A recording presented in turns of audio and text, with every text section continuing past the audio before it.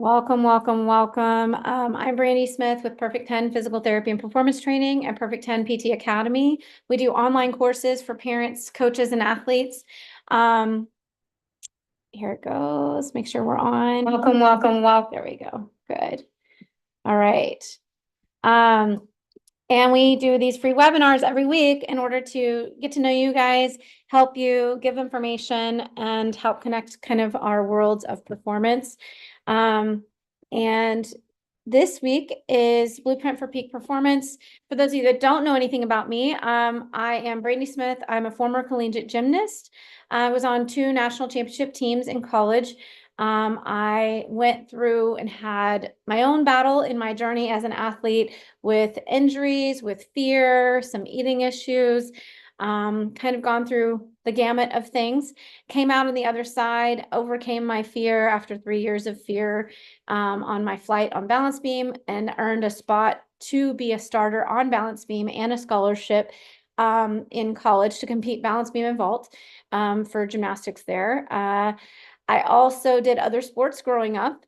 And then I went on to become a physical therapist and performance coach. I work with athletes from recreational all the way up to Olympic and elite level athletes. I specialize in treating gymnasts, cheerleaders, dancers, people who do weird things with their body. However, some of you may not know, I've worked with athletes kind of all across the gamut from track, volleyball, basketball, baseball, wrestling. I've worked with professional athletes in tennis, professional elite athletes and Olympic athletes, runners, marathoners, ultra marathoners, Ironman athletes, professional golfers, professional tennis, as well as professional wrestlers.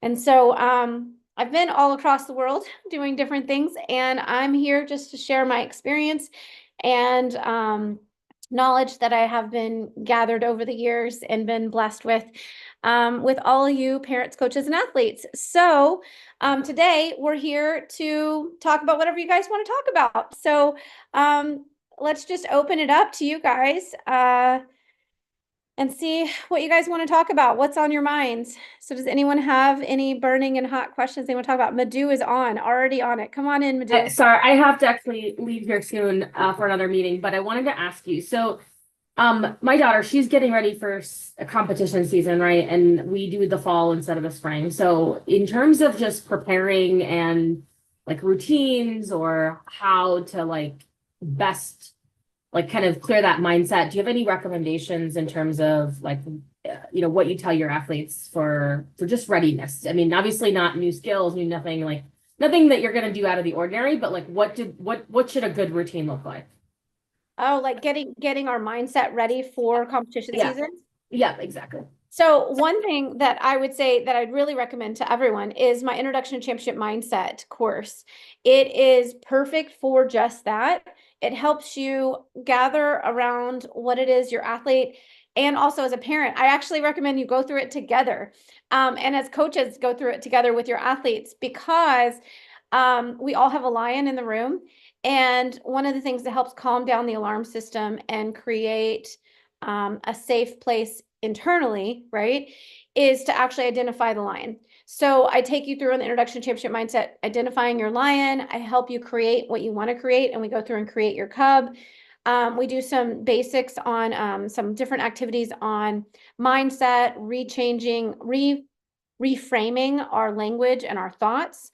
And I go through a bunch of different activities. I also help them come up with their own set of tools that they come up with to help them calm and center their body, but also a set of tools for when they're a little low and they need energy. We call it an energizing card. So we have a calm card and we have an energizing card. I take you through the process of getting an energized card. So when you need to calm down, when you need to reset and get a little more energy.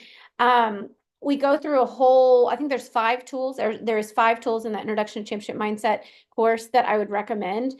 It's actually on sale right now, Madhu. So actually you could go to the perfect10pt.com. Let me see if I can. I think I did that in the very beginning. Maybe I should do that with her again. Maybe it's probably been a while since I've done it, but I think I did it. I'm gonna say like 8 months ago. If y'all went through it or not. Yeah, you might want to take a look at that, because there's Okay. 5 tools. They're really good. And Okay. what I would say though, so like just for like feedback and how to get things going. One is figuring out what are our athletes' thoughts, and also as a parent, what are my thoughts as a parent? What are my expectations, and am I aware of them? So sometimes we have expectations that we're aware of, and then sometimes we have some underlying expectations that we're not aware of, like that we don't really realize are kind of driving our interactions with our children. So I recommend both, because especially your daughter is, how old is She's Aria? gonna be 8 soon. Yeah. Yeah, just So have at that age, they're still very, very connected to mom, and very, very connected to your energy, your thought patterns, and your processes as well. And so, even under the age of, even at 10, it's not until like starting to get into teenage years that they really start to, like between 10 and 12, they start developing their own ideas, and their own stuff that'll be different than the family, and that's okay, kind of thing. Um, but at the very early ages, they're very tied to, and even when older kids, like even adults, if we get to a point where we're a little off, we're off our rocker a little, something stressed us, something's pulled us in a direction, whether it's a mindset, a fear, whether it's a change or a transition, even as adults, we'll find ourselves going and finding center with a parent figure, right? A caretaker, because that's where That's where our our foundations came from, right? Um, in the first 7 years of life, which is where most of our psyche and our belief structure is built, within those first 7 years. So it really doesn't matter what age you are. Doing a lion and a cub is really a great idea. So identifying what it is that you're expecting, what your thoughts are, what your emotions are, what is going on around season coming up. Do I have a fear that I'm not going to score, that I'm going to score a 7, right? Like that's one that came up. This, I just was at a camp and we did a bunch of these with like even as young as 6-year-olds, and they drew on their lion. They drew pictures. And so one of them drew a clock. Time drives her, is like so stressful to her. Not being on time, being late, like time stressed her out. So she drew a little clock. Another one drew a little balance beam falling off. And she's like, if I fall off at a meet in front of my parents, that scared me. And then several of them wrote 7s. 7 was the breaking point. To score a 7 was very, very alarming to all of them. And so, like, it doesn't matter what age you are, but like, what are our thoughts and our fears around competition season? And as a parent, it may be cost, spending a ton of money, right? It might be traveling all weekends, leaving on Thursday, having to take off work, leaving on Thursdays and Fridays, and then being gone all weekend and not being ready for Monday work time, not having downtime. Figuring out meal planning around travel, like all these different things. So parents have a different lion than a kids have, and maybe it's also like fear that I didn't prepare my child enough. Fear that, as a coach, that may also be the thing, like fear that my athletes aren't prepared, fear that they're going to fail, fear that they're not going to score well or get an award, fear that they're going to take it personally, right? That they're not going to be able to handle the failure, which also comes back to something that I didn't prepare them to fail, right? So there might be different things on different people's lions. So one is identifying what all is really there around competition season. And then the other, we just did this with my daughter for 5th grade, is what do we want to create? What do we want to have intention? So like, let me pull hers up because she wrote them. She was doing these in notes in my car, in the phone while we were driving. Let's see, Allie's 5th grade and goals. I looked it up. It wasn't the championship mindset. I'll look into that Yeah, for I don't sure. think you have it. Yeah, I was about to say, I know you would have done it, and I know that y'all haven't done it. So, but it's on sale right now. If you go to perfect10pt.com and then you go to the products page, it's normally 97, and I think it's on sale for 77 right now. So if you can go and you can Yeah, purchase it on the awesome. products page there. I can drop the link in a little bit in the chat. But so like my daughter, we just did this with 5th grade. Like this is a great time to do this with your kids for school and for sport, right? So if they're going into a competition season, or they're going into, like, I like to find these periods, right? So we have long term, like a macro cycle, like lifetime, right? So if I'm like 7, which I was 7 when I decided I wanted to do a college gymnastics. That was my big goal, my macro goal. My long term goal was college gymnastics, right? And And then when I got into high school, I was right around 14 and I was like, I want to be a physical therapist. That was another goal that went past that, right? And so those are my long-term goals. But like, how am I going to get there? Well, I got to micro it in. And so I love these little windows of time right at fall when we start school, right at when we have a Christmas break, winter break. Again, at spring break is a good check-in. End of season, if you've gone into end of season, if you're, competing compulsories and doing the fall season. End of season if you're doing spring, right? So if it's or end of school year, like you find these breaking points, and then summer, end of summer is another break. So these breaking points where you can kind of break down your yearly intentions, your yearly goals, right? And so what you can break down here is, okay, so we're going into school. So one thing we did with my daughter who's going into 5th grade, I said, what are your intentions this year? Right. And we had already kind of gone over, I was like, do you have any fear? Like we said, do you have any fear going into 5th grade? No, I'm like the top dog in the school. I'm like, really? Okay.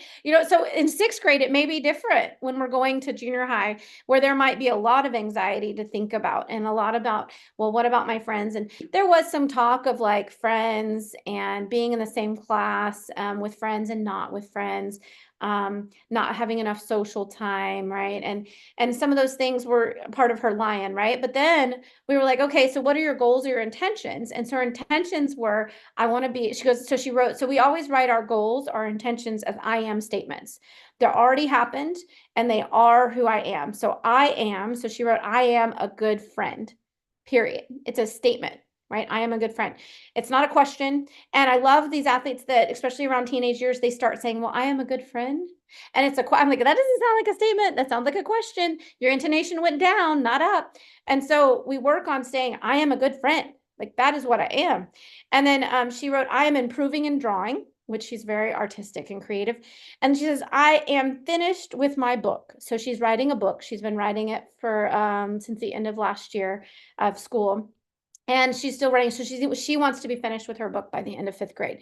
So these are, some very simple goals. And sometimes when I get really deep into Lions, like she had another, I am statement that we have done from when she was very little, we did during breakfast time. It was like, I am whole, I am loved, I'm accepted, I'm enough. These are all believe it or not, some of these 5 and 6-year-olds, that's what they told me this last 2 weekends ago when I was working a camp.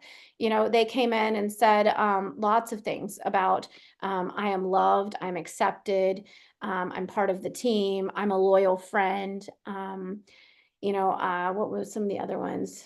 I am strong, I am confident, I'm courageous.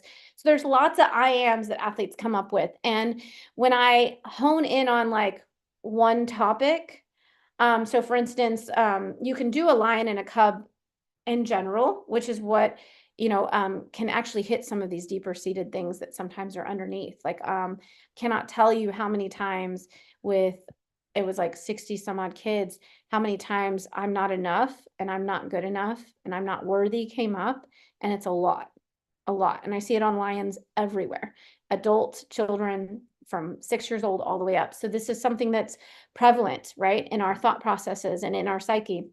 And that affects our alarm system. If I don't think I'm enough, then I'm not going to be safe. I'm going to always be running fast to be enough, right? I'm going to do more, or maybe I'm going to be paralyzed and do nothing, right? Depends on how my alarm system regulates and reacts. But in short, everything I do is going to be run off of these fears and thought processes. And it's all because we have a really super smart alarm system that's there to protect us. The number one job of the brain is to protect us. And that's why we've survived as a race, as a species, right? Because the brain protects us. And that protection also means fitting into society so that we're not at odds. Like back in like village mentality, when we were caveman and etc., if we did not get along with our village, we weren't going to get fed. Like literally food depended on these people went out and fished, these people went out and hunt, these went out and gathered, and everybody came together and we fed each other. And if you didn't fit into that cycle somewhere, you did not get fed and you were going to die. Or maybe you didn't have shelter. And so these are ingrained within our nervous system as part of our survival mechanisms, right? So going into a new school year is a great time to do this. Going into competition season, like Madhu was just talking about, a great time to identify what are our thought processes. And it's hard as a parent, especially Madhu with Arya being like 8. Don't insert what you think, right? So like I'll ask them, what are you thinking about competition? Like, what is it? Is there anything that's keeping your alarm system elevated? And they'll go, my alarm system. And I tell them about how their brain is there to protect them. And how basically, like when you have an alarm on the house, right, it's set to go off when a window breaks. But sometimes when we're really concerned that there might be a burglar coming in, we set our alarm system even more sensitive, and it might go off when a leaf blows by, right? So is your alarm system set a little sensitive?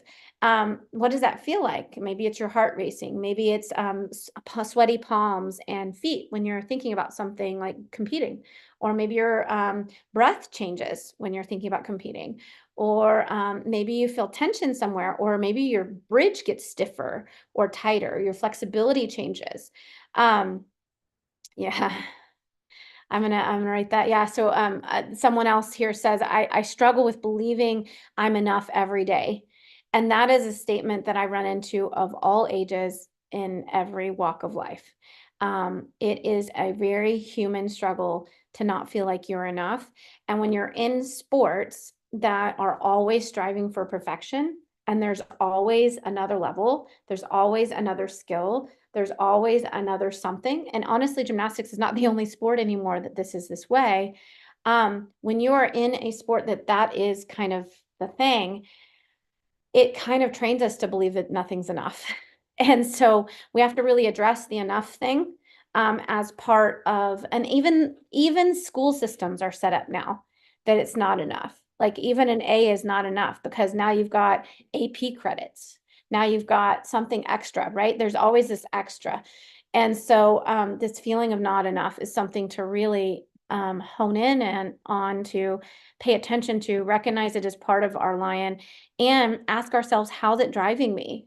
Right? Is it driving me to do things that serve me, or is it driving me a little batty? Is it driving me to have decreased range of motion and flexibility and strength? Is it driving me to take on too much and really not be able to focus and do one thing good? Right? There's so many things that not enough can drive all of us to do at various ages, and it just shows up in different ways. So one thing working with young athletes that I was saying, Madhu, is like, just kind of get her idea, explain to her the alarm system, and like I said, doing the introduction to championship mindset, I take you all the way through this. It's a little over 2 hours. We break it into 5 to 10 minute chapters, and we do 5 different tools throughout that. And I take them through some breath work and some different tools they can use to both upregulate and calm down or downregulate their alarm systems. And I help them also become aware and define what their alarm system looks like. So like, what does it look like when I'm high, and what does it look like when I'm low, right? And Yeah, I'll definitely check it out. I think I found it on the website, so I'll definitely okay, check it out. yeah, check it Thank out. you. I think you really like it. So, but just going along this topic though, is that, helping set intentions with them and with yourself.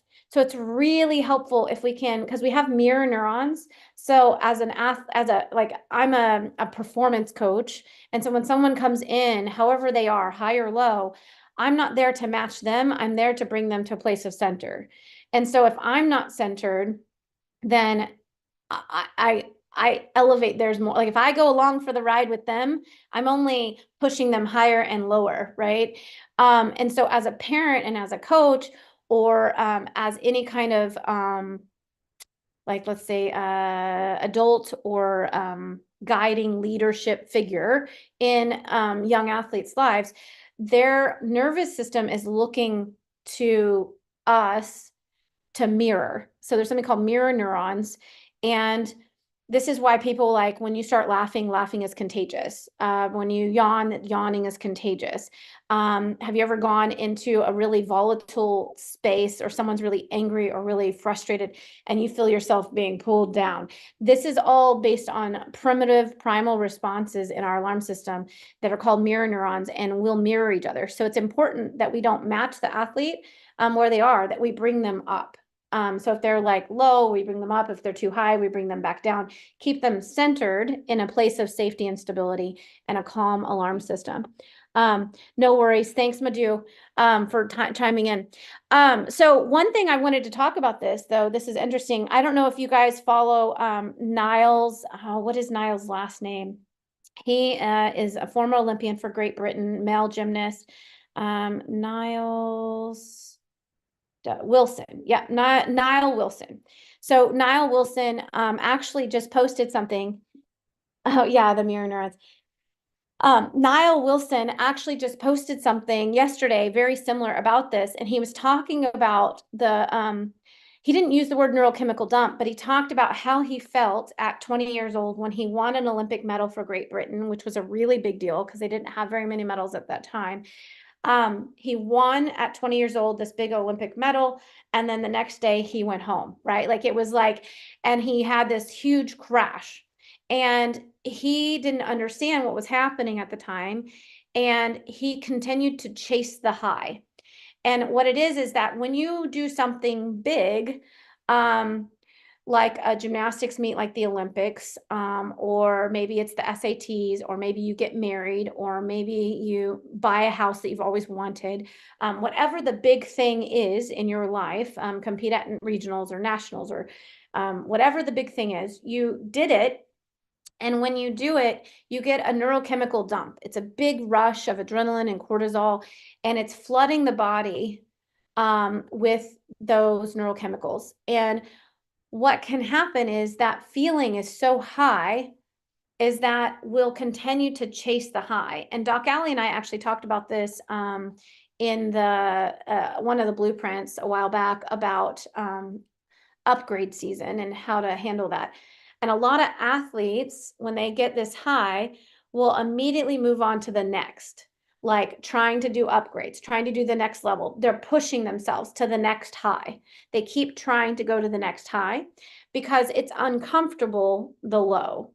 So when you drop in a bunch of neurochemicals, whatever, and we talked about this last time, the down and the up and the coming back down. So I'm just kind of going back to this a little bit because I thought that Niall Wilson did a really great job of explaining his experience of what happened when he had the neurochemical drop. So he had a neurochemical dump, rush of all this celebration, rush of this. I worked my whole life for this and accomplished it. And now he came back and he had this low, this dump where he felt horrible and he didn't understand it and he didn't like it. So he turned around and started seeking the high. For him, he talks about he found it unfortunately through substances, through alcohol and other substances. And so for him, he was seeking a high that he never was going to find again. And he was trying to keep himself on that high. And what he was doing was using these substances to try to dump the neurochemical dump again, right? Because he had this huge, we have medicine in our brain that's 50 times stronger than any medicine you can take, 50. That's massive. So if you're trying to replace that, that's a lot to replace, right? That's a lot to replace. And especially at a level where I've worked X hard. Yeah. So if you're like 8 or 10 years old and your goal was to make it to state, that really is a big neurochemical dump for them. Now, can I say it's equivocal to an Olympic dump? I don't know, but it's equivocal for that time point in their life. They've never experienced a dump like it before, right? And it's the same thing with Niles. He had never experienced a dump that high. And all of us, when we experience new things, it's the same thing. It's just I've never experienced that. And this is the biggest dump I've ever had. So it's normal to have these lows. And so what he talked about was that no one told him, no one talked about it. And he didn't have any awareness or self-awareness to go, oh, I'm having a lull. This is part of the normal process of coming back from this neurochemical dump. What are some self-care and awareness things I can do? Right? So what's my lion look like? What's my cub look like? What are these other tools? So some of the tools that I give, they're great tools to help you deal with this neurochemical dump and helping regulate, self-regulate, right? It's called self-regulation. And we have a whole slew of athletes and adults in this world that are considered neurodivergent, which just means their nervous system is a little different than other people. And or what's been looked at or researched before, right? And in short, they can be very sensitive to these dumps. A neurodivergent person may be very sensitive to these dumps and struggle with self-regulation. And so it's really important as coaches, parents, and as like performance coaches and leaders in people in children's lives, especially, that we recognize the dump for them and help them self-regulate. And so there's a lot of self-regulation tools in the Introduction to Championship Mindset. That's the short of that. And I thought Niles did a really good job of showing his experience. And this is why there's been a lot of Olympians. You can go through the history of Olympic histories that have struggled with addiction and struggled with self-regulation. Ultimately, it's neurochemical self-regulation that they struggle with. And they may struggle with mental health issues like depression and anxiety. And it very much is this neurochemical dump and needing to self-regulate. And self-regulation doesn't mean that they actually have to do self. Self-regulation may also be that they regulate through mirror neurons. And so being that stable point for an athlete as they're going into something that's going to lead up, right? So season is the lead up. And towards the end of the season, there's a big dump. But different athletes have various levels of dumping. And if they're very anxious around competition and the word competition, they may have big dumps every meet. And you may see a lull. Matter of fact, we go through this with all of my athletes. There's a big dump during the meet, and then there's usually a lull period. And depending on their nervous system, how they regulate themselves already, depending on their communication and openness with their coaches, parents, and other people, it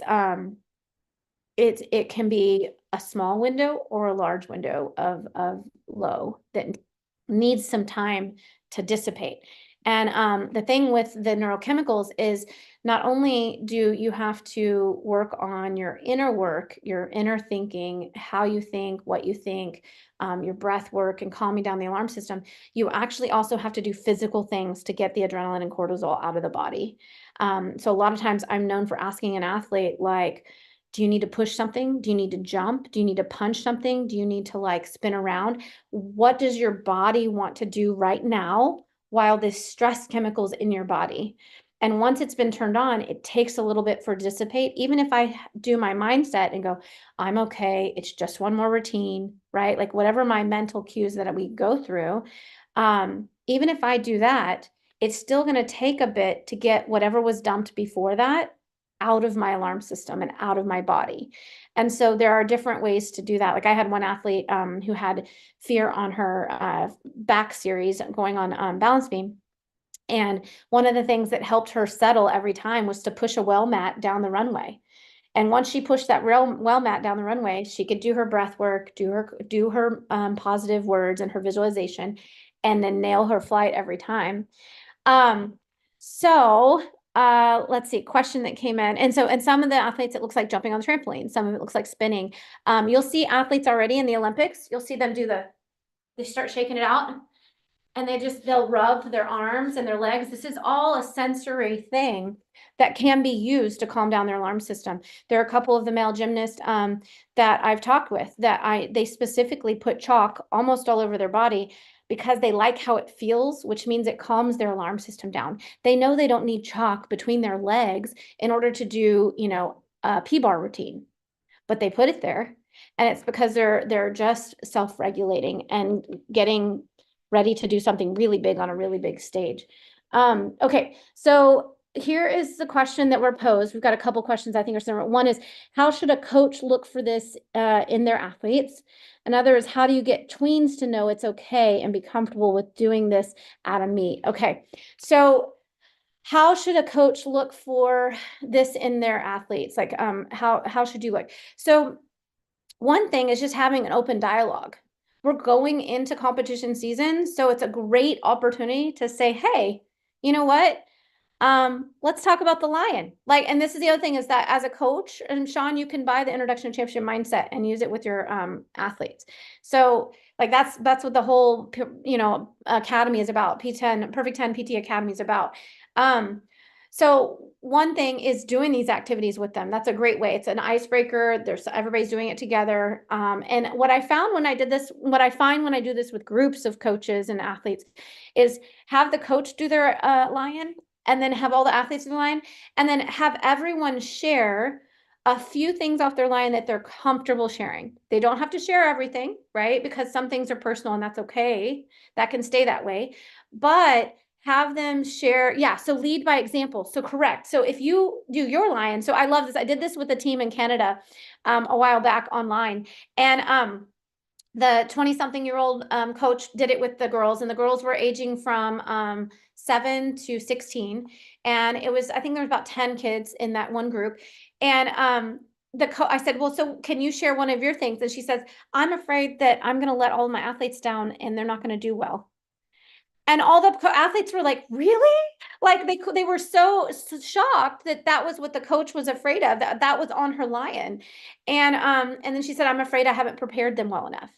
And I'm afraid that their parents are going to be upset with their performance, right? So like there were some things that went on her lion that when she read them out loud to the kids, it just all of a sudden opened up a window for the kids.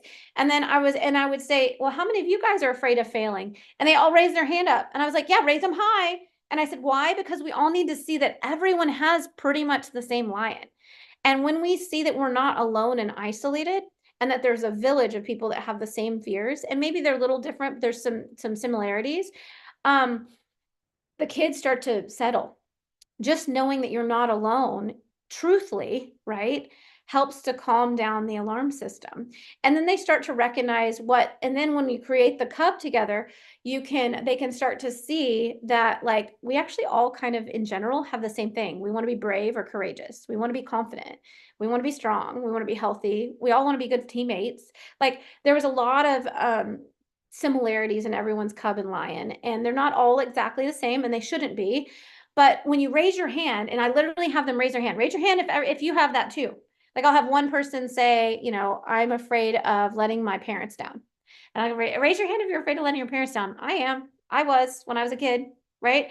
And so I use me as an example because I'm not that far off of them. I may be older, but I am still got the same stuff they have.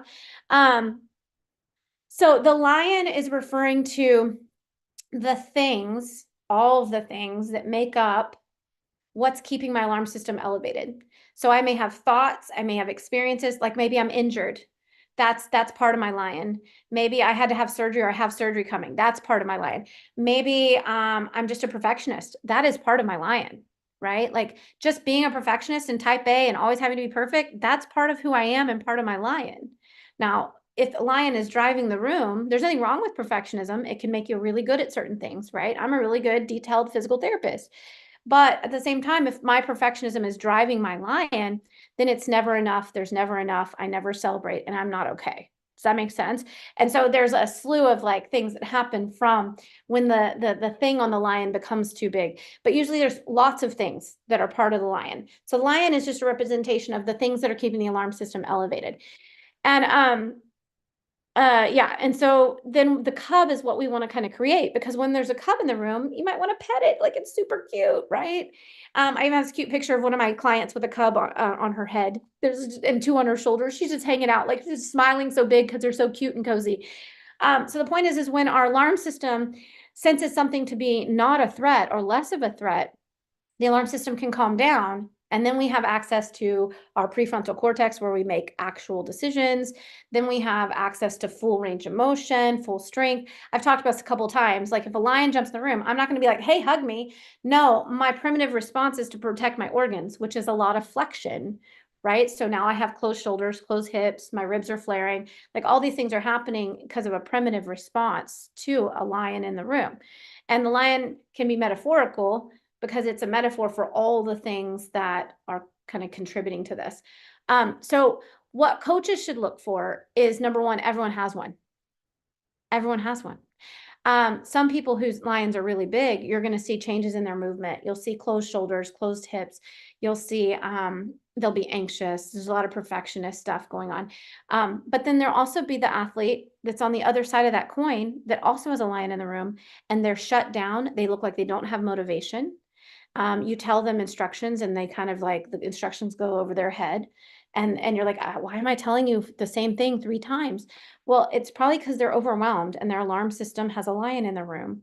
So the lion looks very different for different people. So it can look like an overachiever who always does 5 extra things on every conditioning thing. And those are the athletes coaches love. But guess what? They probably have a lion in the room, because why is it they feel like they have to do 5 more of everything? Why? Why can't they just do 10 instead of 15? Like if I said 10, can you just do 10? But they can't. They do 5 more, right? Just in case they messed up, just in case they didn't count right, right? Like those guys have a lion in the room. On the other side of it, the athletes that sometimes frustrate coaches and parents are the ones who look like they're lacking motivation, right? They're like, I don't even think she wants to be here. I've had coaches tell me that multiple times. I don't even think she wants to be here. I don't even know why she's here. I think her parents just make her come because they want her to move. She's never involved. Like, she'll kind of halfway do stuff. Or when I give instructions, I'm always having to give instructions 3 times, right? I'm always having to redirect. These are nervous systems that are overwhelmed. And there's something in their lion. And it may not be gymnastics or sport related at all. It could be totally family related. It could totally be internal. Until you do the lion, you won't know, right? And so the thing is that it can look both paradigms, Sean. Does that answer your question? No, I did not come up with this lion. So the lion story and that entire thing has been researched through neuroscience. So I love research and I love things to work. So it's through therapeutic neuroscience education.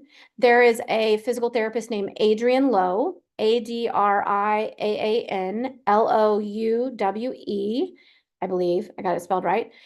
He talks about pain neuroscience education, which also has been coined therapeutic neuroscience education. And he has all kinds of different things. There's a workbook for parents called Why I Hurt. And even though he's talking about pain, the research is very similar, if not almost identical, in the world of stress and anxiety or trauma. And so these are all neuroscience based. We know what happens to the brain when there's a lion in the room. When we have something that is overwhelming us, whether it's stress or fear, like stress, fear, and pain are just symptoms of the lion.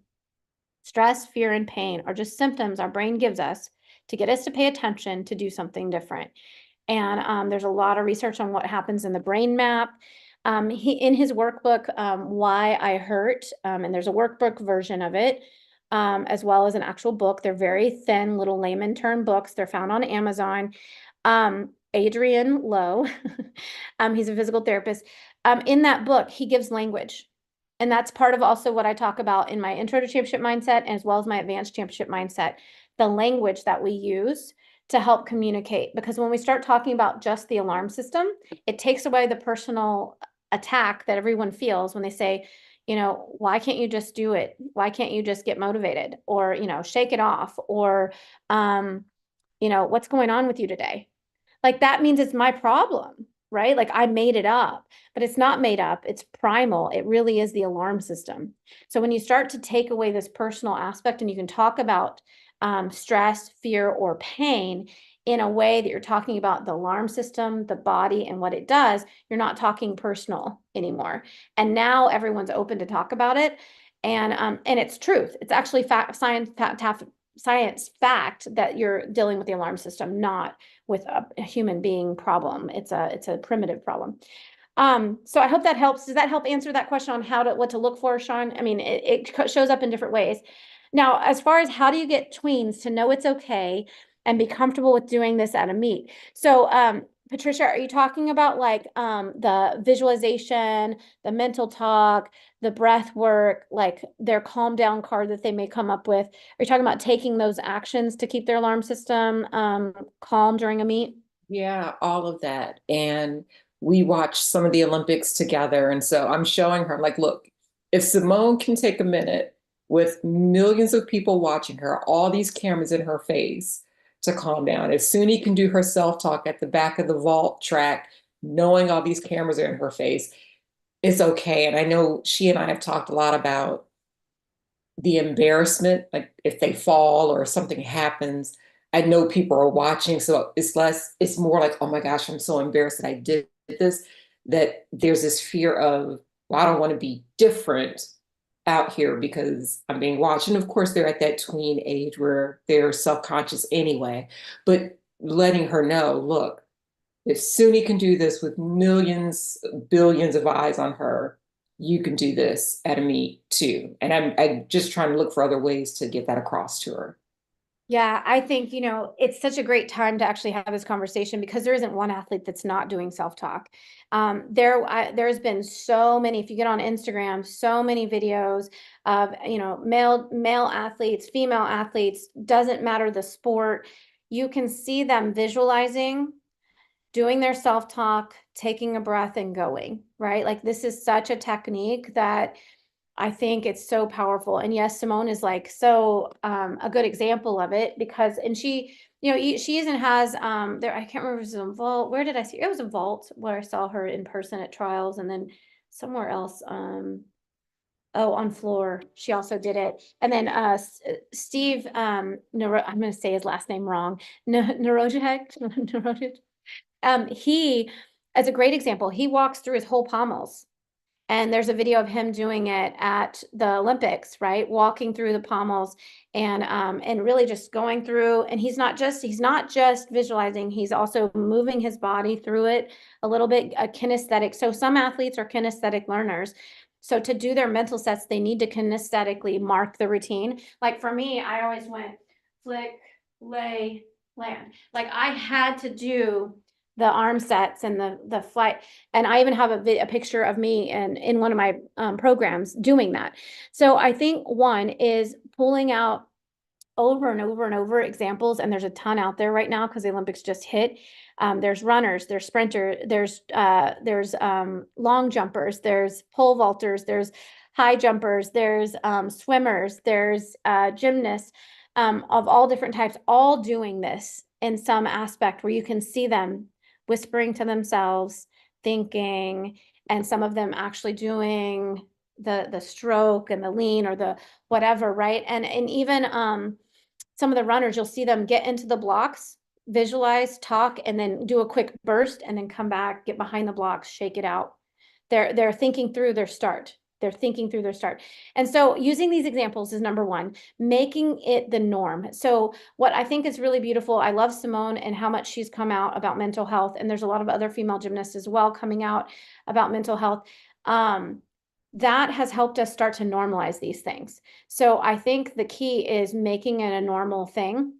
The other key is bringing in these things to a team, right? Bringing in things like me, and there's Doc Alley with head games. Like there's a lot of different versions of this. I'm not gonna say I'm not gonna say I'm the only one, right? I mean, I know what I do works and it's really great, and I'm great for that. But like, there's a lot of different ways to do it. Caitlin Trevino also hasn't, like, there's a bunch of people I work with that do these various things and tools and present them in different ways.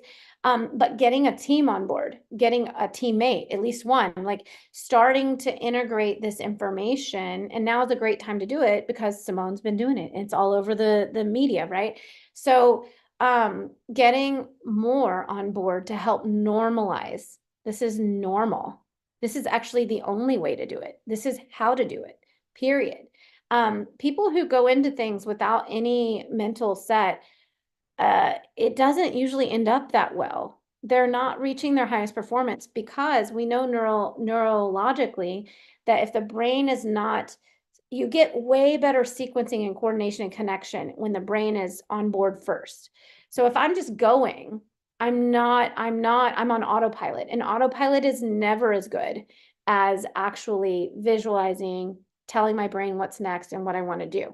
So that being said, one is helping continue to normalize this, continue to have the conversations with her yourself, Patricia, as well as, bringing in tools for the team, having a conversation with the coach, having a conversation. And if it's not the team, maybe it's a couple girls that get together and do something, right?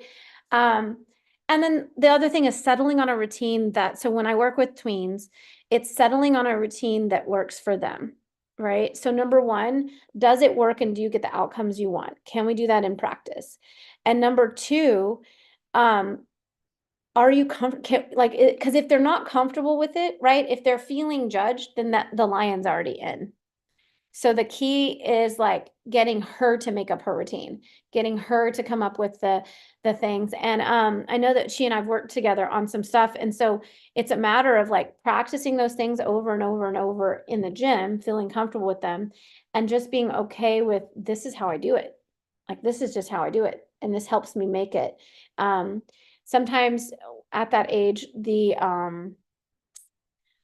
motivation for outcome has to be greater than the fear of being judged sometimes. But the other is just normalizing it. Does that help, Patricia? Yes, it did help. Thank Yeah, you. and if she makes the routine so ritualistic, it just becomes what they do. Like, Yeah. and that's really the key for the brain to get the same outcome every time, you have to do the same thing. Like, I can't take a right on Avenue A and expect that I'm going to get the same direction as I took a left. So, taking the same steps every time will help them become very consistent. Oh yeah, Clark Kent. Yeah, you know who I was talking about. Clark Kent was over there in the USA Gymnastics doing doing his pommels in the center of the stadium. He was all in it, doing it and hitting it. It's really great.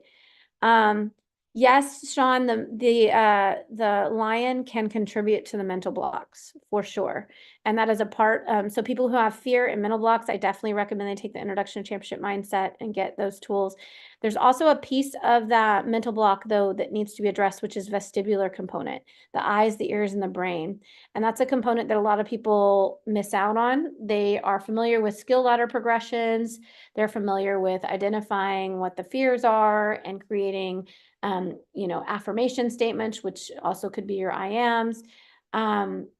They're familiar with mental sets and mental choreography and walkthroughs and all of those things. But one piece that can get lost is there's usually a vestibular component that needs to be trained. The visualization was cool to see from, from athletes. Yeah, I loved, so one of the things that I love to video when I'm videoing when athletes that I work with, when I went to trials and I was videoing, I videoed their performance, yes, but then I stayed.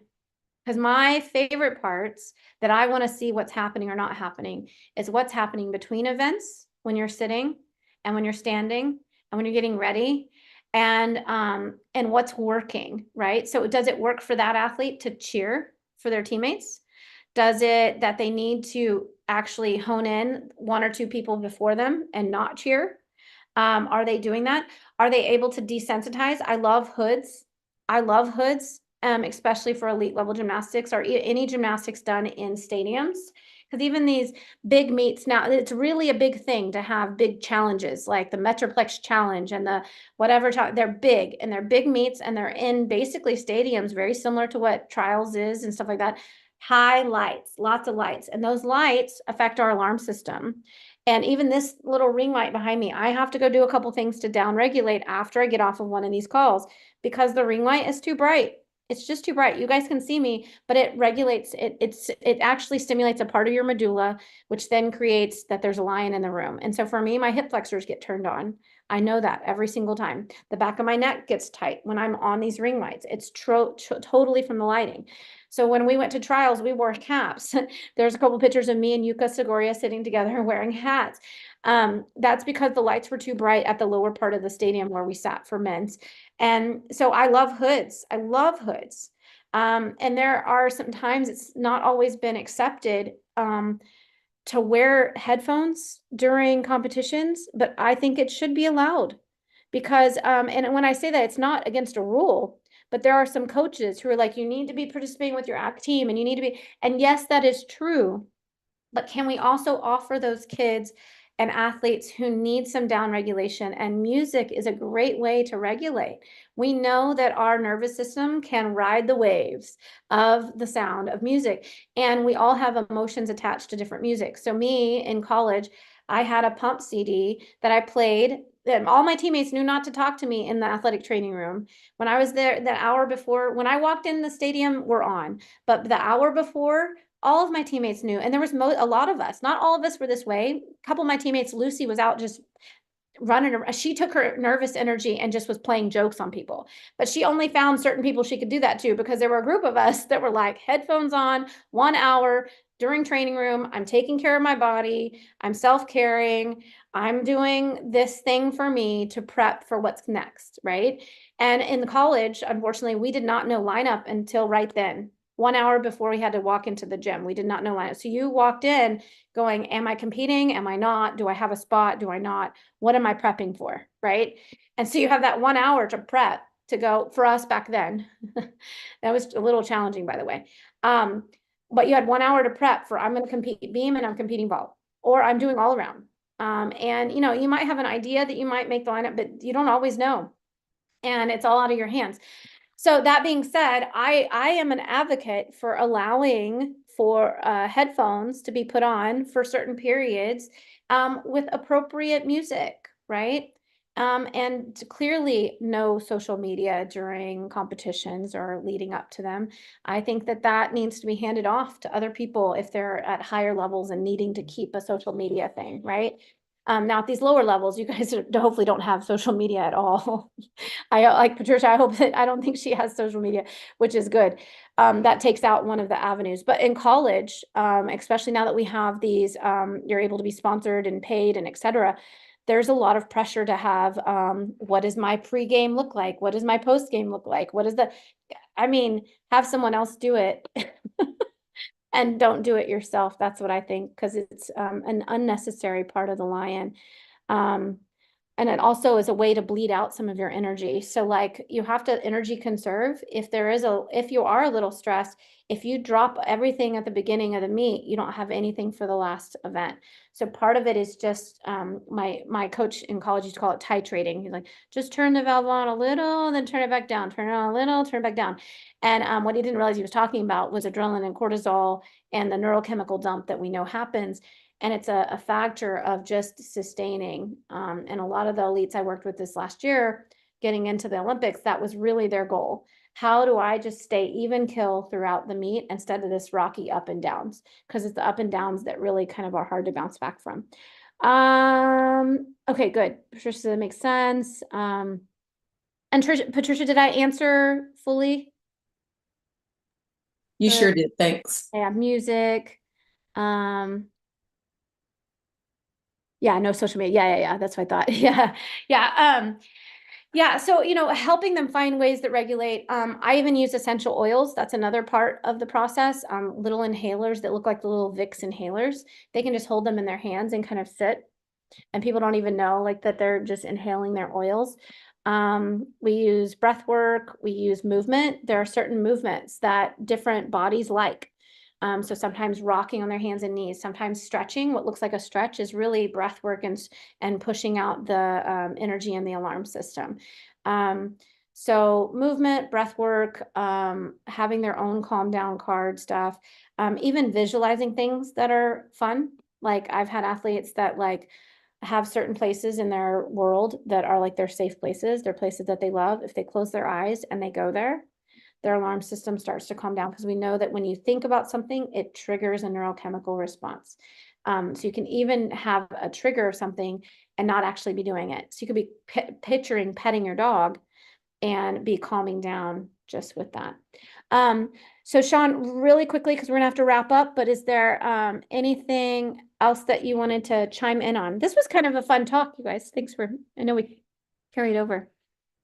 Yeah. I just couldn't help but notice, or I couldn't help but hear when you were mentioning about the autopilot that an athlete can go through. The and that it sounded like you said that that's not might not be a good thing. So I'm a little curious about what you were what you were what you were referring to with that, because as soon as I heard that, I'm like, well, it's I mean, I think autopilot usually, autopilot can be a little bit take you into a, like, it can take over, and sometimes it's not helpful. But then, like, what I'm thinking about is, like, you can go into autopilot's not always a bad thing, I think, because it actually kind of ends up happening with the body when when you're performing, and if you're performing enough, and or like when you've repeated a skill over and over, then and you want it, and you want to like lock in that skill, the then like that autopilot will be helpful for that if you want to keep that skill on lock too. And then like kind of autopilot also kind of keeps it kind of keeps it kind of grows within the person when they're with repetition. So I'm curious about if you meant how you meant if there's not any just not only positive stuff about it. I'm curious about how you meant autopilot with when you shared about it. Yeah, that's great. A good catch, by the way. Yeah, so autopilot. So can it be good? Can it be bad? Yes. Yes, it can be good, and yes, it can be bad. I can see both ways, yeah. Yeah, it can go both ways. So, one example is, so what you're looking at really, is like a highway, right? So, your alarm system, we have 45 miles of nerves in your body. Okay. Oh my And word. yeah, 45 miles. So just think about, Incredible. some town that's 45 miles from you, right? Oh So my word. Holy moly.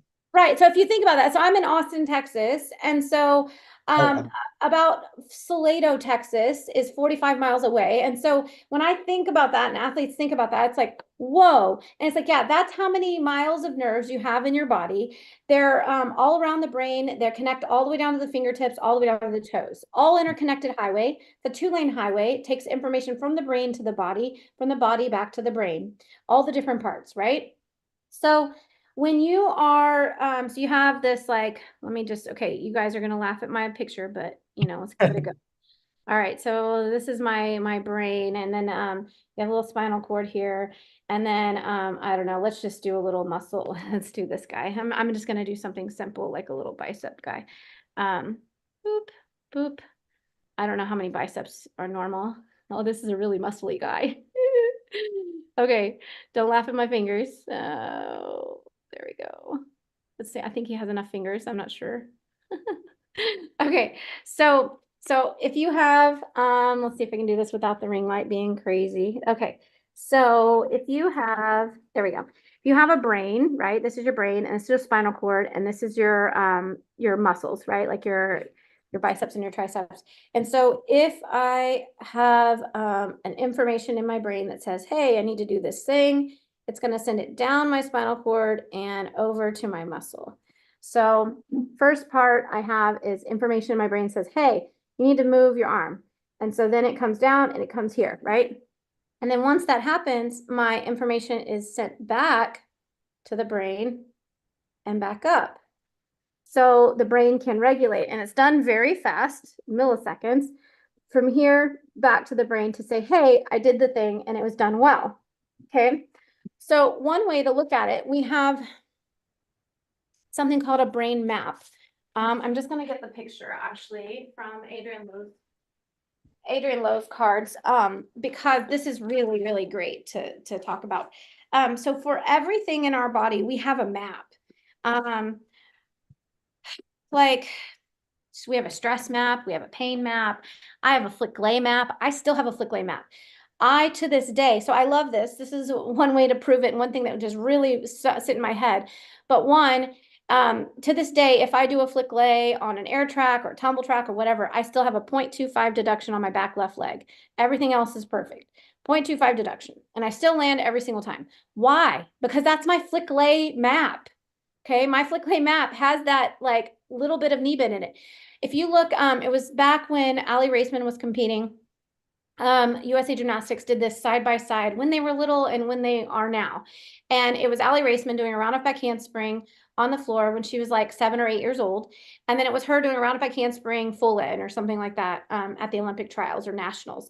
And when you look at the round off back handspring from when she was like 8, 9 years old to the round off back handspring when she was there, it was almost identical. Almost identical. So whenever we do things, we have a brain map that's triggered. There are certain areas in the brain that are triggered together, right?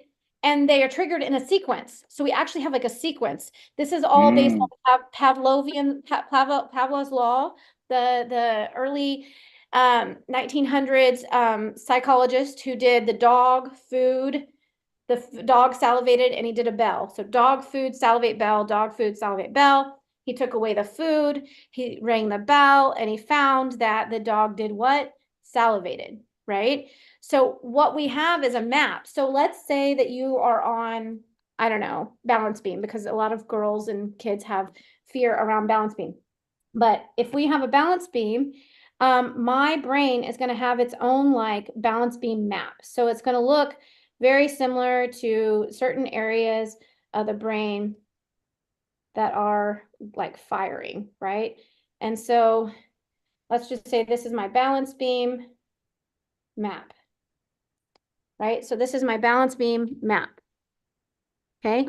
Now, if that map is a good one and it's got everything in it that's all good and you're just autopilot is chill, right?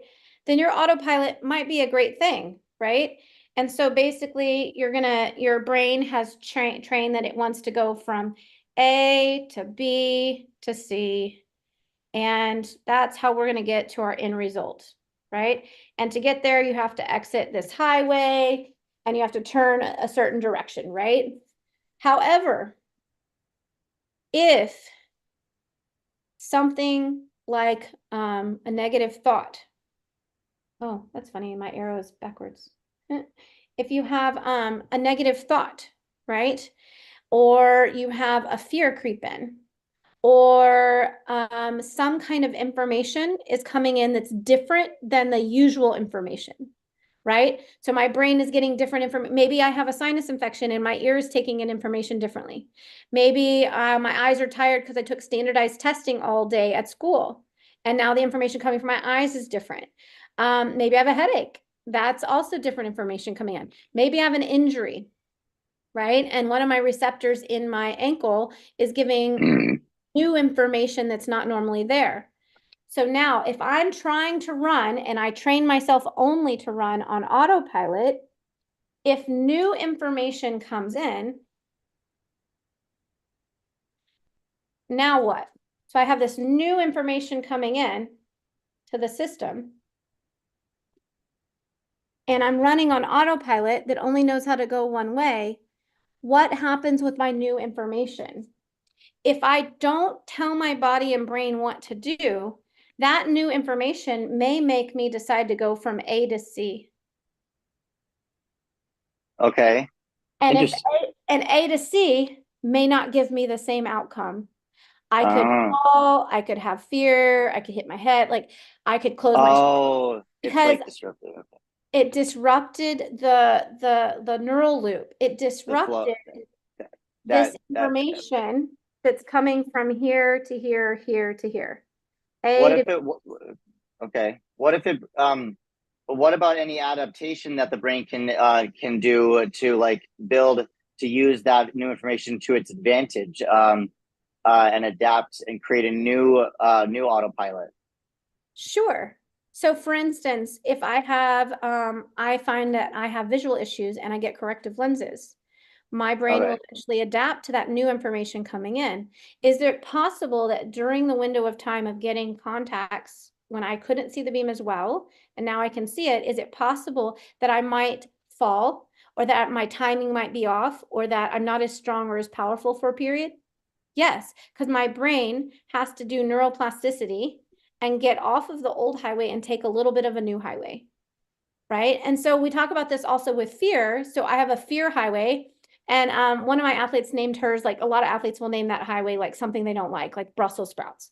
So her round off back handspring was called Brussels, was the fear highway, the one that made her balk, her balking highway, was Brussels sprouts.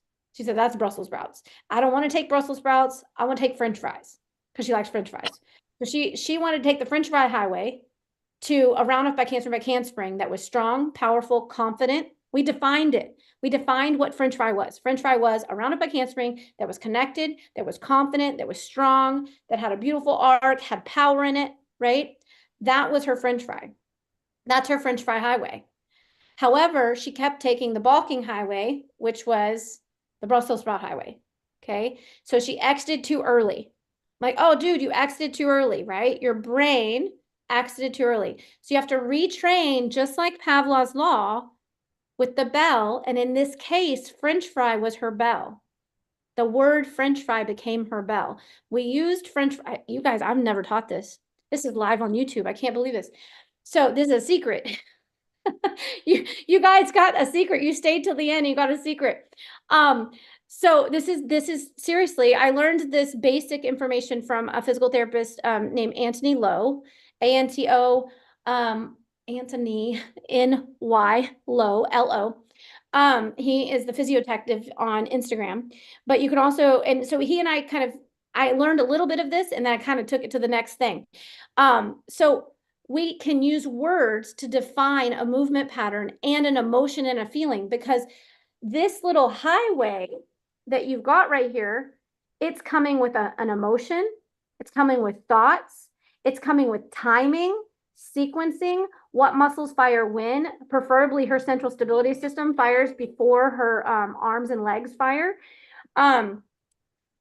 All of it becomes a part of the bell. That's why the dog salivated. So the bell for her was French fry. So I'm like, we want to take the French fry highway.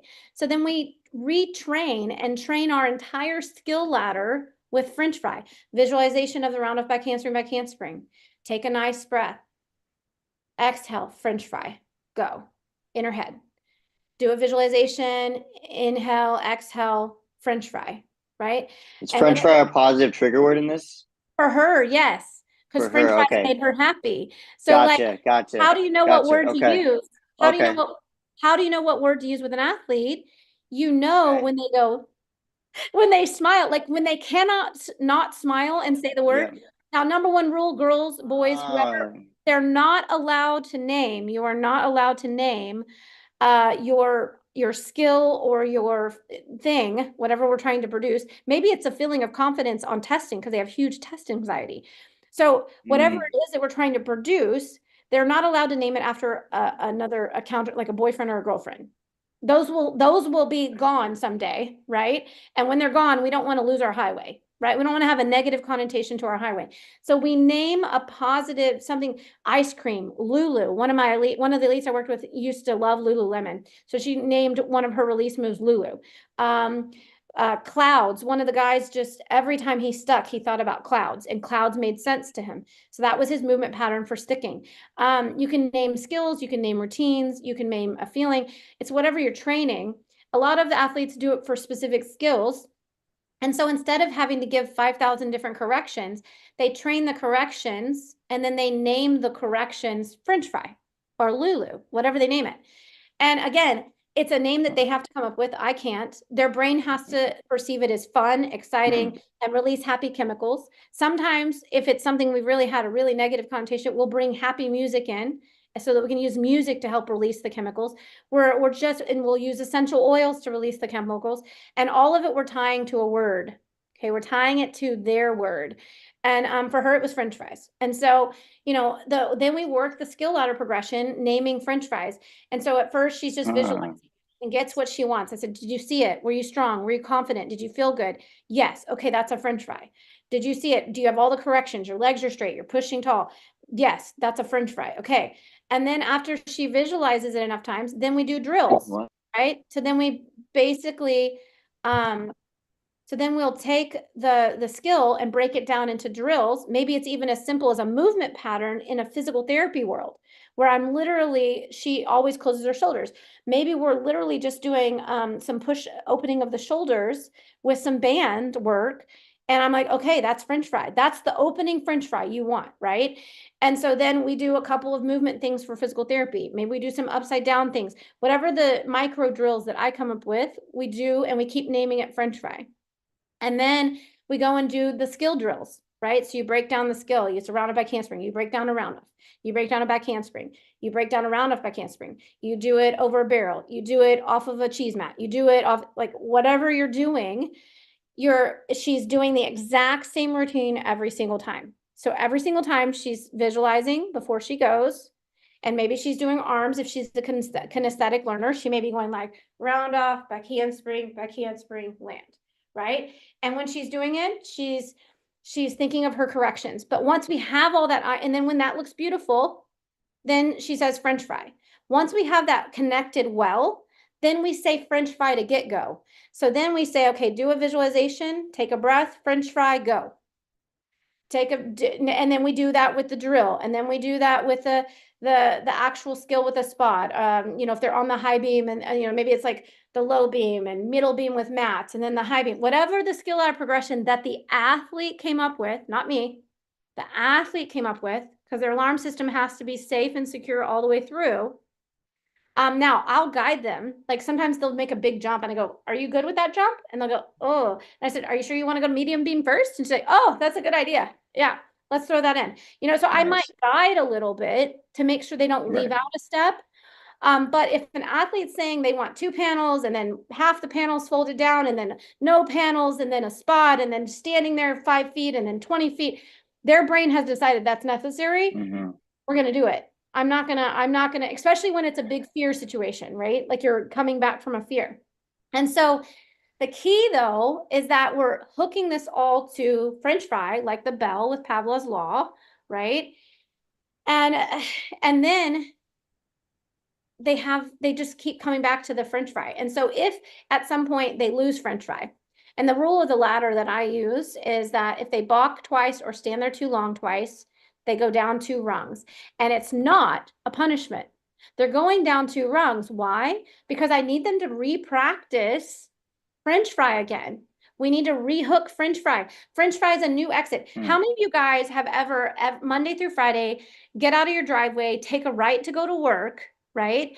And then go a certain way to work. And then on Sunday, you go to church and you go to take a right and you start driving to work and you realize, crap, church is to the left. Right? So that's autopilot. Autopilot's not always serving. Now, autopilot for some athletes who have ingrained a good autopilot, it may serve them in a situation where things are too overmuch. But there's a risk in running autopilot. You're much better to just go back to the same routine. My routine, just like, so when you say just another routine, it's just the same thing. It's just like at workout.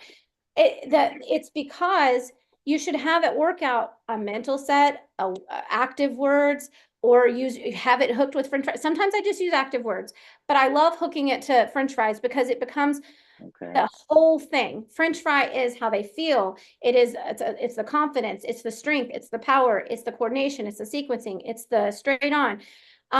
All the things are in that one word, right? And they don't have to do a lot of thinking. But if they get a little diverted from French fry and they start to balk, or they start to take an old highway, right? The same thing goes for making corrections. Someone who's closing their shoulders on a handstand, and you've trained them to open them, but periodically they close their shoulders again. Likely they close their shoulders because something has triggered in a lion. So maybe they only close their shoulders at meets and they don't do it at gym. Maybe they only close their shoulders on, days when they've got XYZ stress happening in their life, whether it's gymnastics related or not. The brain doesn't care. It's protection. And so, having a set routine helps to assure a set outcome. So autopilot, if it's good, could help you. And some athletes, they need to take a deep breath and go into autopilot. But to me, autopilot should be the French fry highway. Okay. You see? So if your autopilot is haphazard and you don't have mental cueing, you don't have a visualization, you're taking a huge risk on your autopilot. And you're not going to necessarily get the same outcome, because if I get different input, that autopilot will get affected by the other input. So maybe the input is a loud, noisy gym that's not normally there. Maybe the input is, high stress, parents are watching and medals are involved. Maybe the input is actual visual issue, or an ear issue because I have sinuses, right? So if that input that's coming in, you're going to likely get a different output unless you can get your brain back on French fry highway, whatever their highway's name. You see? So that's where not having autopilot is helpful to say, no matter what, I want French fry highway, even if I'm getting different information from my eyes or my ears, even if it's a noisy gym. So because it's all about accessing that brain, brain map, But right? That shows mental your- trigger, that mental trigger, yeah, the mental Yeah. trigger for the, yeah, See, like, I love this. So this is actual interesting, functional MRIs. interesting. These are actual functional MRIs of people's maps. There we go. Let's see if you can see it. Wow. Yeah, and so here they're just chilling out, and here is like they're doing a stressful event, or they're thinking about their activity that they're about to do, and here are all the parts in the brain that light up. Ah, And so this is nice. like whatever activity it is they're doing during this is that map. That's all the Oh, areas got it. that actually are doing the work. Ah, You want to trigger that same, if this is a, okay, just example, like not that 10-0 is that important, but like, let's say this is a 10-0 routine and this is her brain map for the 10-0. Don't you want to trigger the 10-0 routine every time? I imagine ideally, yeah. Yeah. So what happens when you get in different information? If the brain gets off kilter or some other part of the brain starts working, then you're not going to get the same outcome. So Okay. it may be a 10-0 routine. I've used that as an example, but it may just be staying on, right? Or being confident. This is neuroscience at its best. Does I it- love this. Like, Yeah, thank you for those visual. Thank you so much for those visuals. That helps my brain learn it more too. yeah. That really interesting with the positive keywords. With that, something that I thought of with what you just said about what my brain went to is the different more than one routine that an athlete could have. For example, Simone Biles has like, or maybe it's not a routine, maybe it's not all one routine, but she has at least two signature floor skills. Her the double, and then the full the layout, the back layout to front layout that she does, like the double, the layout in half out. So those, so from because her, like, because of her, like, that kind of proves that an athlete could have more than one of what you're talking about. Oh yeah. I mean, so here's the thing. I tried to simplify it, but every single one of the skills has a map. So you're actually switching. Got it. Do you see? And so I find it interesting, and I'm going to venture to say this out, but Simone struggled with the twisties, right? And yes, yeah. the thing, I would too. She was twisting all over the place in every different plane of existence. Like she literally double, triple, like it was everywhere. And if you notice, she changed her vault to add a flip, took out the twist, added a flip. I found that very, very interesting because that's a different brain map. So she's doing so many, and if you notice, her twisting has changed. Her skill set changed a little bit this year, and I think it was smart. I think it was really smart because at some point, some of those maps, when I look at those skills, get a little confusing. And if you add a little bit of too much stress and all the other stuff that's going on, like, you might jump a map. Like, because they were very similar. There was so much similarity happening. And so it made sense to me that well, she's such an amazing athlete. Instead of twisting, she just add a flip. Like, that's amazing. But that vault in particular, very different map than the previous vault she had, in combination with all the doubles and all the different twisting stuff she had going on that were all named after her, right?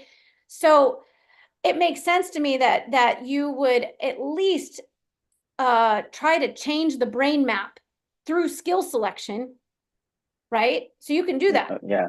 Change a brain map. This is why some athletes do better with side aerial, front aerial as a series, or a round off something, right? Because it's a different brain map than a flick. And they may have gone down the old highway of Brussels sprouts, right?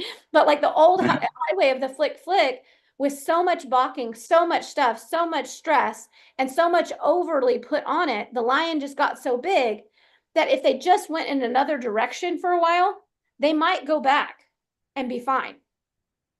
Or it might be that just that was so ingrained, right? Because if the bell on the flick or on whatever the skill is that they've really just been ingraining and balking and having fear about is so deep, sometimes a skill selection change is necessary That's one of the things I think that no one's really talked about with Simone Biles, but I think that that was a brilliant move on her part for her mental health, well-being, and overall neurochemical health. Because if you hop a map in the middle of a skill like a double or her vault that she had before, I don't even remember the name of it. It was the Biles, I think, right? But like, Yeah. yeah, it was the Biles, right? So, Yeah, like I thought she had two Biles. Like I thought did. two, like she did. they're just she didn't give another name. She didn't give like a different name to another one. They're just No, both there's the called Biles called 1, the Bile. 2, 3, and 6. I Oh, think okay, okay, okay. But I believe that the vault was named after her. Michael, if he was in, but he didn't accept panelists, he would know. And you can't, maybe you can put it in the Q&A, Michael. Oh, wait, there is a Q&A. Oh, where's Myler in this 45 miles? Michael, you're hilarious. What's that? What's Michael, that? he's making a joke. I know his humor. Hey, Michael, if you know, was the vault that Simone threw last go round named the Biles? I think it was, and it was a lot of twisting. Yeah, interesting. Lots of mental blocks and trampoline amongst the elites. Rosie and the one that got bronze. Yeah, there. So that's the thing you have to. So this is true. There is something to be said about this about the brain map and these higher level athletes. Yeah, he said it is named the Biles. Thank you, Michael. Yeah, so it is something to be said when you get to, so the thing is that what's happening at the recreational level is a microcosm of what's happening at the elite level, in that every skill has its own brain map. And so for instance, this is a great example. Another one, I'm coming clean. I'm just telling you guys all kinds of things today. So when I was in college, I got to a point, I had gotten over my fear with my series, my flick lay, but I had gotten to a point that if I did a double back, I could not do a double full in the same day. I could do a double back and a full, but I could not do a double back and a double full in the same workout. I could do a double full one day, and then I could do timers for a double back, but not flip a double back. And I did double pipe. So Yeah. it was, so knowing what I know now, it was a complete brain map situation for me because I struggled, and part of it was, I think, a vestibular component coming from my ears, because I struggled doing the flipping. And it wasn't a single, it was when I got the momentum of the double, which is a different input. If you guys know Yuka Segoria, Level Up Neuro, she and I work a lot together, but that's a different input, double back, than a single flip, because one, the speed is different, two, your revolutions are different. And that's also a very different plane and information coming my ears from double twisting. And so very interesting. I think it challenged my vestibular system too much. And I hopped brain maps, basically. I hopped because I didn't have the right information coming in. Is it a bad thing or a good thing? As a bad thing in that situation. If you're in the middle of a double full and your body is a bad thing. If you're in the middle of doing a double full and your body starts to do a double back and you don't know how to do a full in or a full out, like all of a sudden you're not doing what you set out to do. And that's what, they were using the words of twisties, right? Which are very dangerous because you don't know where you are in space and you're not taking in the right information. So I venture to say, yep, right. Okay. I venture to say, so here's the thing. We know a lot. We know that the body can create thoughts. Think about this. Information from my body, whether I'm in pain or aching or I'm too sore or stiff, can also create fear thoughts. Fear thoughts can create bad body movement stuff. Ooh, right? Okay. It goes both ways. So for Okay. instance, there's almost always a vestibular component of where am I in space coming from my eyes and my ears, that if it gets disturbed, it will come out in the twisties. So that's what happened. That's what Simone Biles was possibly experiencing 4 years ago? Here's the thing. I never treated Simone Biles. I'm not going to pretend I did. Right. Yeah. Okay. Each other in passing. So I'm not going to speak for exactly what she went through. That's her Got experience. it. Okay. Yeah. And by far the mental health aspect is big because she had so Yes. much stress. Yes. There was so much stress outside of the gym. Outside, there's so much going on all around. That woman is amazing at all that she has gone through. Like, absolutely want to take time to say that. However, I venture to wonder, could there be a vestibular component that affected her ability to know where she was in space. Yeah, right. Was Okay. there a mental component contributing to it? Because the body is not departments. There are multiple departments in the body, but Bodies, yeah. Sure. They all work together. They all work together. Yeah, so there's a lot when I see a lot of stuff like that, and when I treat a lot of athletes with these kind of issues, there's always a vestibular component along with some mental mindset stuff. There's negative talk, there's a bunch of things that they come and they feed the bad wolf, right? They feed Oh, the Brussels sprout highway, right? They don't feed the French fry highway. And so the thing I found was really interesting, and this is something that I think that a lot of coaches should think about, is that when you're having a fear component or the twisties, it is possible that you might want to change skill selection. And I find it no one's talked about Simone's skill selection change that has happened. And I think it's brilliant, brilliant adaptation to trying to take the French fry highway every time instead of, you know, getting lost along the way of the French fry highway, right? gotcha. Okay. There was, I mean, you have to really, she is a goat. She really is like She's the amount of twisting and amount of flipping, the amount of speed and Yeah. power and height. Like, I think it was her vault was 12 goats high. Like someone measured the goats and they said, I saw that image online. yeah.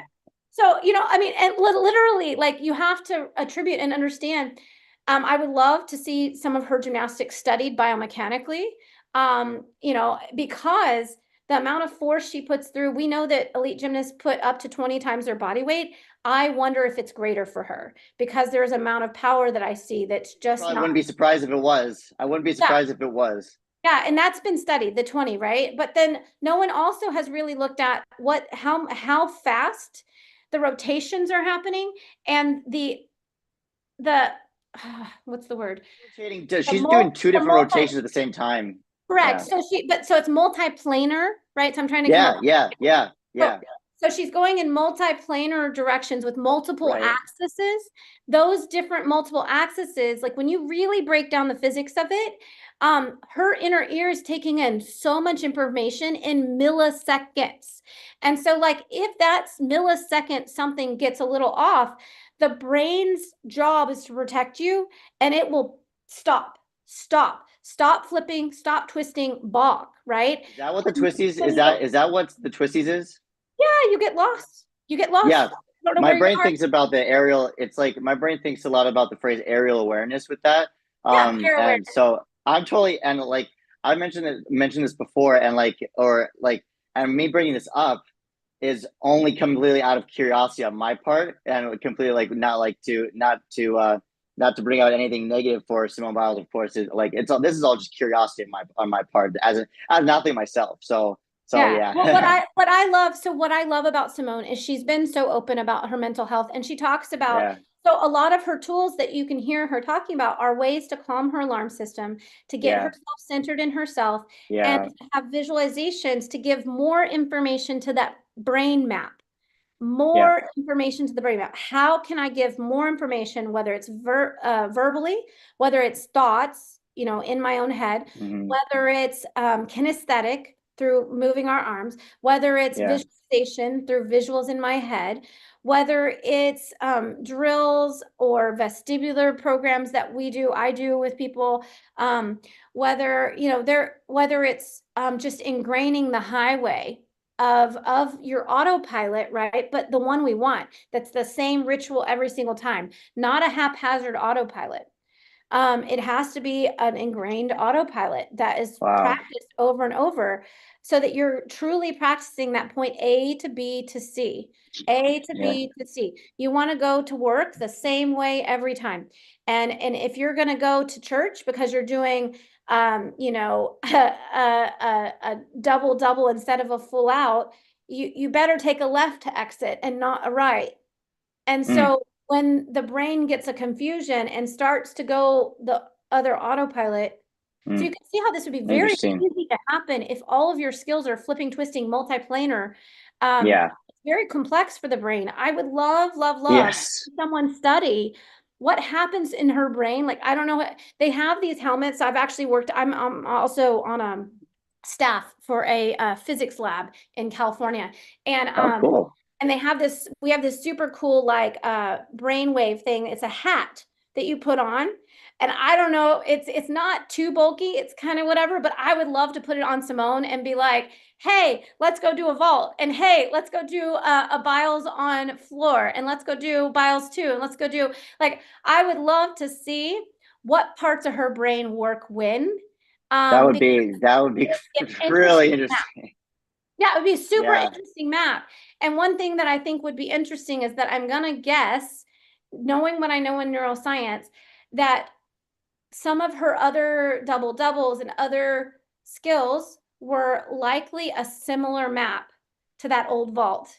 And by changing just one out, it took off enough pressure that she could keep the highway straight, if that makes any sense. Like Wow. the Yeah. highway she wants. She's a brilliant athlete. It's absolutely amazing to Yeah. know what she does. But I really would love to somehow I would. get Yeah, I'd like to do that. I'd like to see that too. However, I can't help but think that having something that would disrupt something that having her having something on her head on the head while they're performing. But I get what you're saying. you would have to do Maybe get the you would have to do progressions and stuff. But the other thing is you could actually get the information just by her doing visuals. Because we know that when you visualize, just visualizing running down the runway, punching the board, my brain will go through the same map as it does when she actually does it. The amount of, so you measure that, like those little red blobs were measured by the amount of sugar that's uptaked during that. So they measure the amount of sugar that's being utilized in the areas of the brain. And so the red blobs that are the most taking in the most amount of sugar, so that means they're the most active. And so the amount of sugar or the amount of production would be probably, we know would be less thinking about it than it is when you do it, but the map and the pattern and the highway will be the same. That's the research. Like number one, just by, and they've tested it before. EMG is the same thing. Like the sequence of firing. If I'm like, okay, I have to pick up this cell phone. If I pick up the cell phone versus me thinking about picking up the cell phone, the same neural highway and pathway will be activated, just at a lesser extent. You even get contractile activation of the muscles in sequence that you would get as if you actually did it. That's why mental choreography is so powerful. Wait, can you say that last part again? So you even get activation of the muscles at a lower level. So I think it's like 20% activation of the fibers in the muscles, something like that. It's lower level than if I actually did it, but you get the muscle activation in the same sequence as you would as if you actually did it. So the A to B highway, that A to B to C highway, that highway gets activated just by thinking about and visualizing a skill. You're talking about visual. Oh, okay, got it. You're talking about visualization versus doing it. Yeah, just thinking about it does the same highway as that's okay, got it. And it's not just the same, it's in the same sequence and order. So you actually are truly taking the highway. It's almost like you're prepping the highway. Like I want to make sure my highway, like I live in Texas and they take care of their highways really well. So I want to make sure that like all of the debris is out of the road so that when I go to actually take the highway, I'm good. So you're clearing the highway when you do these mental sets and you're activating everything at a lower level before you actually physically. Okay. I get now it's clicking more. You're priming the pump. You're priming the pump. Yep. And that's why you're warming up your mental, warming up the physical, warming up the entire body for the performance, mentally and physically, and getting and connecting it all. That neural loop, but you're actually also contractile. Now you cannot do a mental set as your warm up. Okay, like you have to go do dynamic. You got to go do some dynamic warm. Like you can't come in. You know, I mean, you could. Like we used to practice cold sets because we had to, right? Like, and I did have to do a cold set once at Air Force Academy, but because one of my teammates went down like right before, and they're like, okay, 30-second touch, and I was like, okay, here we go, balance beam. So you know, but for the most part, I'm not saying I don't want anyone to hear this and think like, oh, I could just mentally warm up in my head and be warmed up for practice. That's not the case. There's still something that actively happens in the dynamics of impact and loading the tendons and the muscles and doing a Yep. dynamic warm up, right? Yeah. But what I'm saying is that this is the power of mental sets, and this is why you're seeing so much of it at Ah, such a high level, is because they figured it out. This is the power, and there's a bunch of neuroscience dang. behind it. It's not made up. It's all Really Yeah. very, very cool. Very interesting. Nice. All right, Cool. this has been a lot of fun. Michael, thanks for chiming in. We appreciate it. And like Michael said, he says, interesting, there's lots of mental blocks in trampoline amongst the elite. He said Rosie and the one that got bronze at the Olympics. So yeah,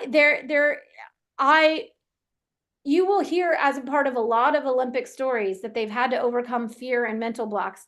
And this is why the higher you, like, Yeah. low level, you still, and it doesn't matter what level you're at, there's a mapping situation. And you know, there's a lot of different factors that play into it. Some of it is there's a lot of visual issues going on in the world these days that people are unaware of. There's neurodivergence, which also plays a role in it. There's just this heightened overstressed alarm system. There was a ton of fear coming back post-COVID. I think it's starting to trickle out, but it'll be interesting. Hopefully. These kids, though, right, that came up in, they were young and they were in their like infants and 1 years old when COVID hit. And they've had a lot of social anxiety and other things that are happening. They come into the gym and they won't look at the coach in the eye and some of these other things. It'll be interesting as they get older, what we see in their fear responses, as far as whether they have fear with just lifestyle and life issues or in sport. And it's all part of the lion. And that's the aspects. And so you just have to recognize fear is just information. It's just telling me one of three things. One, I'm not prepared. I'm not strong enough. I don't have mobility. I don't have flexibility. I haven't done the progressions, right? Two, I maybe don't know where I am in space, right? So I don't have enough information. So maybe I don't have enough information. I need more information from my eyes, my ears, or my brain. Or three, the information I'm getting is inaccurate. Or the information I'm getting is that I'm sick and like I actually don't know where I am in space, and I'm to protect myself, I'm not going to go, right? So fear is just information, and it's just a moment for us to stop back and go, okay, what is fear telling me? And what highway am I on? Am I on the highway that I want? Am I training that? Or am I training a highway that I don't want? Am I training a highway of fear and negative self-talk, anxiety, etc.? Can I say that again? So the question about what highway I'm on? Which part? Yeah. Okay. So fear, when I have fear, it's a moment to pause and ask myself, what is fear telling me? Is it telling me I'm not ready? Right? There's more to do. I need more strength, more progressions, more flexibility. Is it telling me that the information that I'm getting is not good? Like, so the information that's coming in is that I'm in a weird place in space because I've got sinuses, drainage going on, or I've got my ear, I just got tubes put in my ears again for the second time, or I had tubes as a kid and I never trained my ears. Or or maybe I hit my head and my ears are off. How many, and it does not take a lot. This is the inner ear is very sensitive and fine-tuned, and it's protected by bone all around it. So it's very important to the body. And that's how important it is the body puts it inside a bunch of bone. But a little blow to the head can off-center a little bit of the fluid or even the ear rocks just enough to give you information that's inaccurate. So maybe the information coming in is inaccurate, or maybe the information is accurate, but it's telling me that I can't go right now because of, other information. Like, for instance, I'm sick or something's off, right? Or I'm getting information from other parts of my body that are telling me, hey, there's something else going on somewhere else in the body. You need to pause for a second and take care of it. And I think we don't pay attention to that when the first thing happens. So then they create what my athlete called a Brussels sprouts highway. They create the balking highway, and then they keep feeding that highway by keep pushing it and saying all the negative talk and all the broken record that goes with that highway. I'm not good enough. Why can't I do it? I did it before, etc. And then now they're stuck on that Brussels sprouts highway, right? So we need to like teach the French fry highway. So fear is just information. It's a moment to step back. Maybe fear is telling me I've grown. and I don't know where my center of gravity is, right? Because that's shifted and it's new. And I need to stop and go back on a progression and feel good about where my body is in space. So that is that about fear and about the alarm system. And man, we covered a bunch of stuff today. So you guys were awesome. For those of you that are new, I do have a free training. You're welcome to join our free training just for this. It's at www.perfect10ptacademy.com. perfectptacademy.com, and you can get your free training today. It'll be up for today, so go in and join that. And for those of you that are interested in the Introduction to Championship Mindset class, which we talked about earlier, you can go to perfect10pt.com/product. Perfect, the number 10pt.com/product, and you can get that today. It's on sale for today. So go get your Introduction to Championship Mindset. And for those that like to join the free training, go to perfect10ptacademy.com. Thank you guys so much for joining. I'll see you guys next week. Have a great week. Bye, everyone.